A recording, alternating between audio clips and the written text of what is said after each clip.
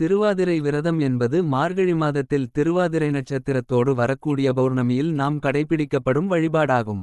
தேவர்களுக்கு இது அதிகாலை பொழுதாகும். இந்த காலத்தை தேவர்களுக்கு பிரம்ம முகூர்த்தம் என அழைக்கப்படும். இந்த வேளையில் நடராஜரைக் காண தேவர்கள் கூடுவதாக ஐதீகம். மார்கழி மாத திருவாதிரை நாளிலேயேதான் நமிறைவன் நடராஜ பெருமான் பதஞ்சலி முனிவருக்கும் வியாக்ரபாத முனிவருக்கும் காட்சி தந்து நடனமாடிக் காண்பித்தார். சிவபெருமானின் இந்த ஆனந்த தாண்டவமே ஆருத்ரா தரிசனம் ஆகும். அதுமட்டுமின்றி இதே நாளில் தான் மாணிக்கவாசகரின் திருவெம்பாவை நிறைவுற்று அவர் ஈசனை தரிசித்தார்.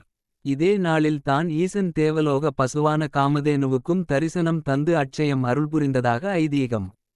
இந்நாளிலேயே பார்வதி தேவியின் தவத்தில் மகிழ்ந்து அவரை மணக்க சிவபெருமான் சம்மதம் கூறிய நாளாக கருதி இன்றும் கன்னிப்பெண்கள் தங்களுக்கும் நல்ல கணவன் கிடைக்க வேண்டி இதனை கடைபிடிக்கின்றனர். திருவாதிரைக்கு ஒருவாய்க்களி என்பது பழமொழி.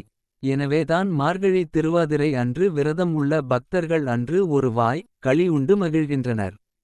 புராணங்கள் மார்கழி திருவாதிரை விரதம் இருப்பவர்கள் களி செய்து படைக்கும் வரை வெறும் வயிற்றுடன் தியானிப்பதோடு சிவாலயம் சென்று நடராஜரை தரிசித்து வருவது சிறப்பு என்கின்றன.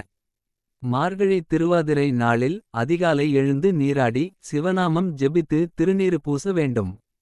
சிவாலயம் சென்று நடராஜரையும் சிவகாமி அம்மனையும் தரிசிக்க வேண்டும். காலையில் நடக்கும் தாண்டவ தீபாராதனையை காண வேண்டும். சுவாமிக்கு களி படைத்து குழந்தைகளுக்கு வழங்க வேண்டும். அன்று பகலில் சாப்பிடக்கூடாது. சிவபுராணம் தேவாரம் திருவாசகத்தை பக்தியுடன் படிக்க வேண்டும்.